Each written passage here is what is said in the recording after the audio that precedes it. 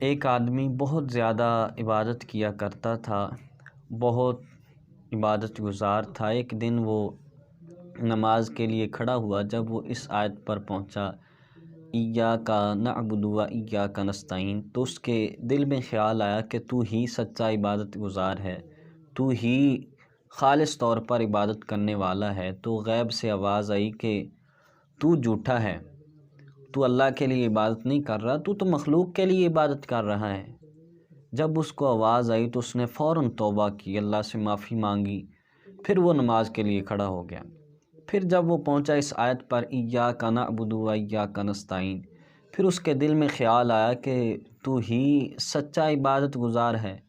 تو پھر ہاتف غیبی سے آواز آئی کہ تو سچا عبادت گزار نہیں ہے، تو اپنی بیوی کی عبادت کر رہا ہے، بیوی کے لیے نماز پڑھ رہا ہے۔ پھر اس نے توبہ کی، پھر نماز کے لیے کھڑا ہو گیا۔ پھر جب اس آیت پر پہنچا ایاک نعبد و ایاک نستعین، پھر اس کے دل میں خیال آیا کہ تو ہی سچا عبادت گزار ہے، تو ہی اللہ کے لیے عبادت کر رہا ہے۔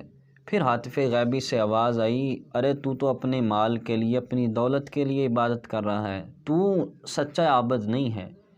پھر اس نے کیا کیا، جب دوسری دفعہ بیوی کے بارے میں آواز آئی تو اس نے بیوی کو طلاق دے دی۔ پھر جب مال کے بارے میں آواز آئی تو اس نے سارا مال صدقہ کر دیا، تھوڑا سا مال رکھا ضرورت کے مطابق۔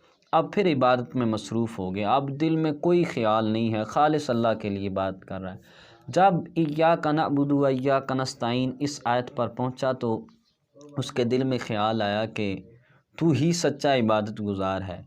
تو ہاتف غیبی سے آواز آئی، ہاں اب تو سچا عبادت گزار ہے، اب تو اللہ کے لیے عبادت کر رہا ہے۔ اب اس عابد کی زندگی پر غور کریں۔ اب ہمارے ہاں بھی کیا ہوتا ہے کہ ہم نماز پڑھیں، کئی تو اکثر ریاکاری دل میں آ جاتی ہے، دکھلاوا آ جاتا ہے، کہتے ہیں نماز اس لیے پڑھی جاتی ہے تاکہ لوگ مجھے کہیں ماشاءاللہ بڑے صوفی صاحب ہیں، ماشاءاللہ بڑے حاجی صاحب ہیں، لوگوں میں میرا روب ہو جائے، میرا دبدبہ ہو، میری بات سنی جائے، لوگ کہیں ماشاءاللہ بڑا اچھا بندہ ہے۔ تو بھائی یہ اگر اس وجہ سے نماز پڑھو گے کہ لوگ مجھے اچھا کہیں تو اس نماز کو کوئی فائدہ نہیں ہے، یہ ریاکاری ہے۔ اگر بیوی کے لیے نماز پڑھو گے، یعنی کہ بیوی کے میری عزت کرے، احترام کرے، ماشاءاللہ بڑا صوفی صاحب ہے، بڑا نماز پڑھتا ہے، تو اس کا بھی کوئی فائدہ نہیں ہے۔ اگر مال و دولت کے لیے پڑھو گے، یعنی اللہ کے علاوہ کسی اور کے لیے عبادت کرو گے، تو اس کا کوئی فائدہ نہیں ہے۔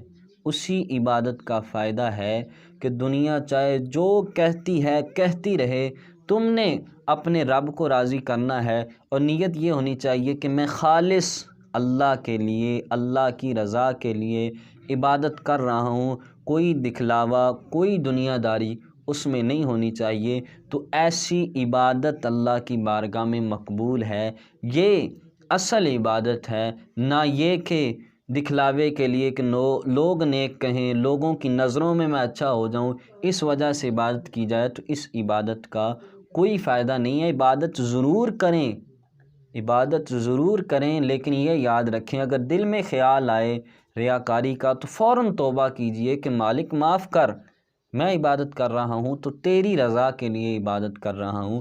اگر اللہ کی رضا کے لیے عبادت ہوگی تو اسی کا ہی فائدہ ہوگا۔